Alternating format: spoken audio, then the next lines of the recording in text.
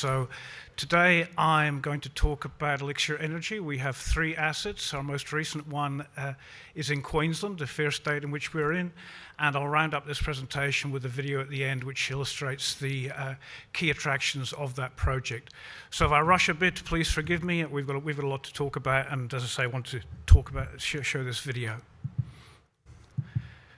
So the company, 3 projects. I'm like a proud mother with triplets. I love them all equally. They've all got fantastic merits. The features that they share are that the locations drive value, and the locations are fabulous.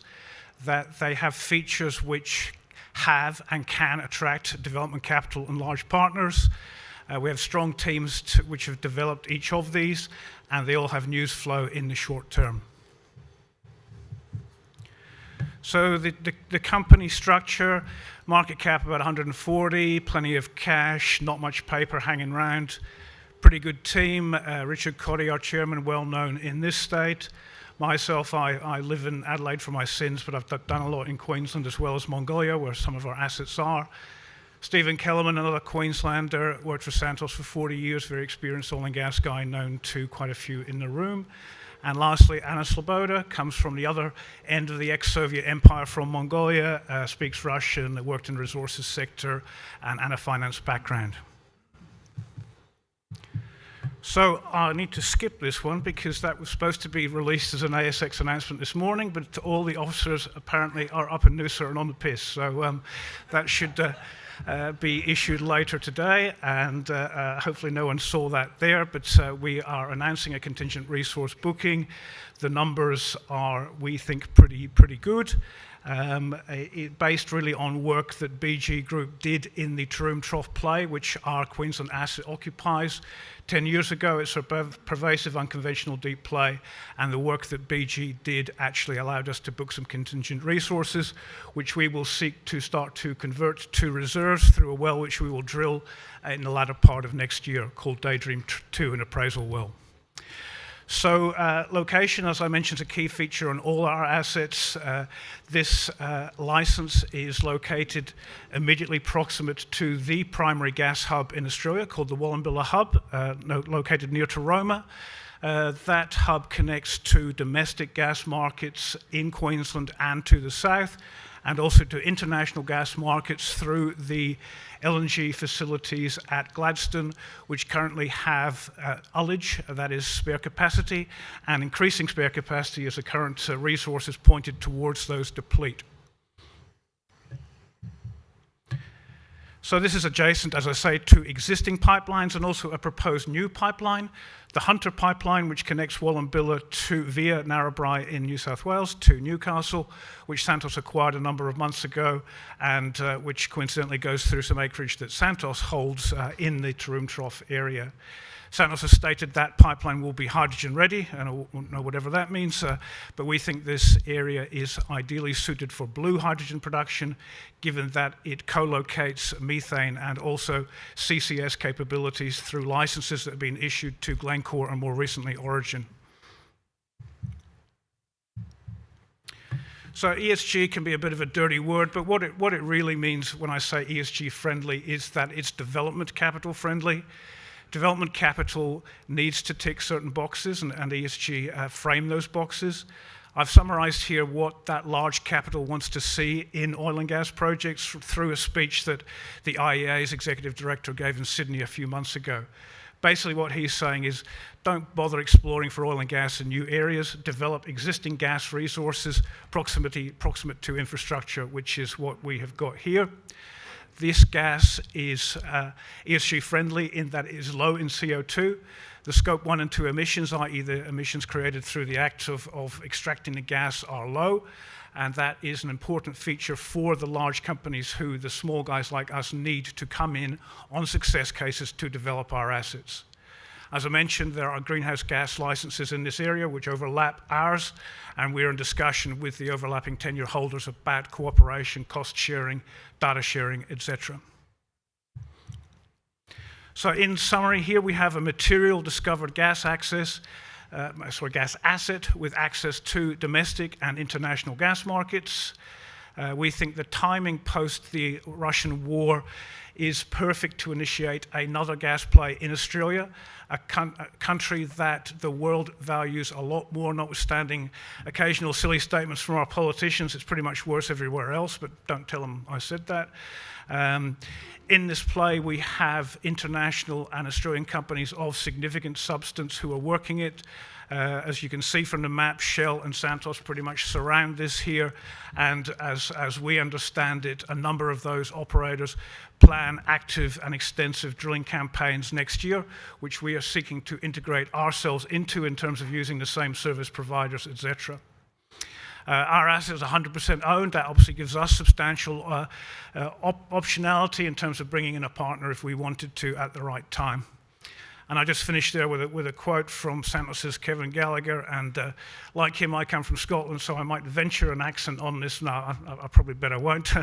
But he basically said if the play works, then there's multi-TCF potential, and we validated that through our initial prospective resource numbers, which we issued a few months ago, which in the mid case were 3 trillion cubic feet.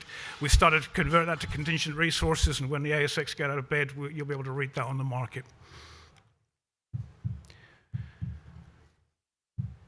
So our foundation asset, I'll just touch on quickly. Those of you who follow Elixir will know it very well. Those of who don't can ask me any questions if you see me outside.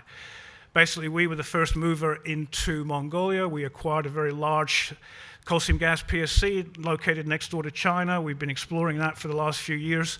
And the key news flow item we have is conducting the country's first extended production test, which should start pumping in a couple of weeks' time. Here's an illustration of our site where we've been digging ponds and installing pumps and drilling wells recently. And as I say, we should start flowing fluids from that in a couple of weeks. And we will see gas breakthrough at some point. We're not exactly sure when, hopefully pretty soon. And if commercial, that will be the first commercial gas discovery in the country. And we'll certainly put eyes on it from the types of international development partners that I mentioned.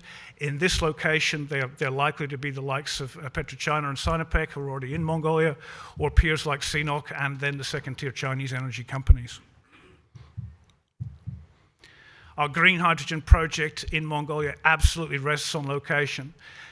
Green hydrogen is all about really two things: how good's your renewable energy resource, and here it's fabulous, and how near you are to market, because it costs a hell of a lot of money to move hydrogen to market, and we're immediately adjacent to China, which we estimate will require substantial imports of green hydrogen in the decades to come. We have a pre-feasibility study due on this shortly, and that will be announced to the market in the months to come. Location, I won't emphasize this again. I'm conscious I'm running towards my video, which I'm desperate to show to you. So hydrogen delivery costs, this graph simply shows that if you want to ship hydrogen from Australia to markets like China or Japan, it's going to cost you 4 times more than shipping the same volume of methane. That's a pretty high hurdle to overcome. If you're shipping hydrogen from Mongolia to China, it's going to cost you a fraction of the same shipping costs from the likes of Australia. We believe that's a competitive advantage that puts this project into a Tier 1 category.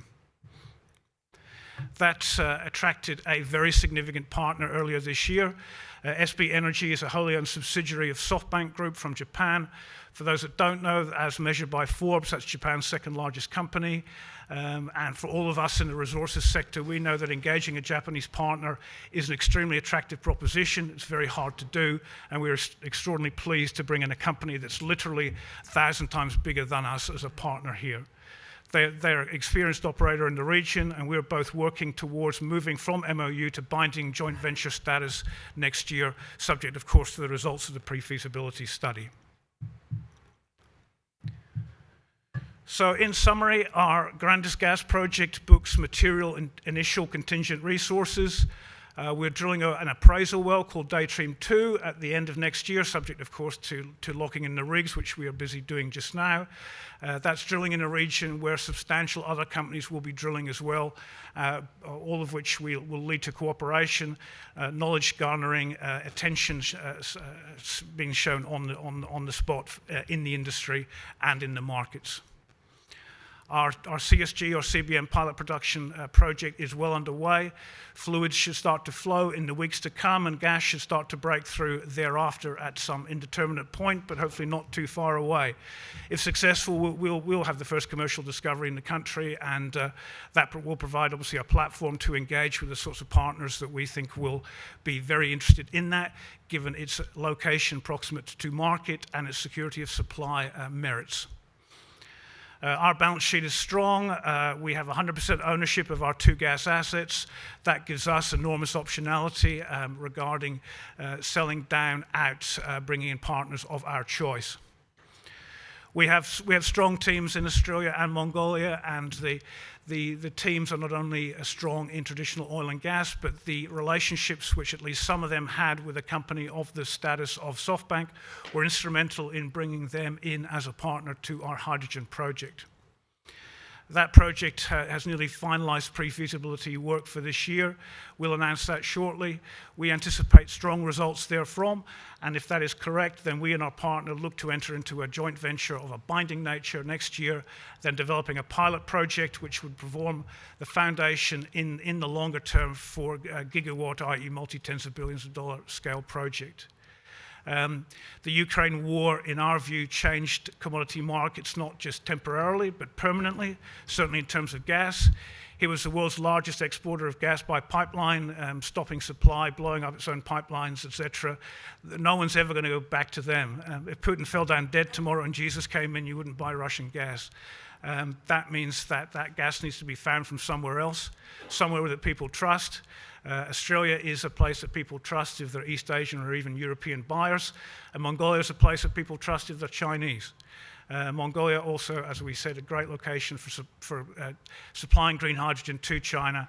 Outside the PRC itself, we think it's the best location. So that's it in terms of my presentation. Hopefully I wasn't too rushed. Hopefully the ASX will issue our contingent resource booking later today. But now over to the technical guys, and hopefully we can show our video.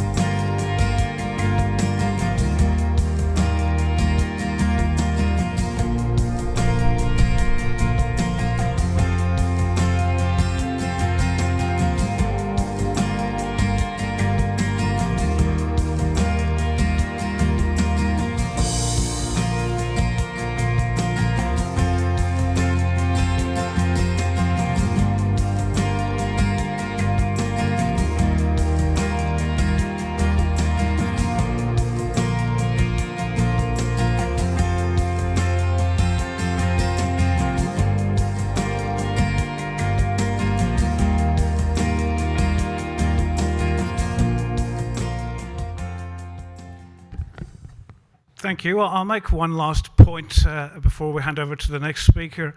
What I always want to see in an oil and gas province is a lack of rich people, and we see that in that video. I think this audience, I can also say what we also want to see is a lack of Victorians and New South Welshmen. And but in that light, I hand over to the proud Sydney resident, David Casey.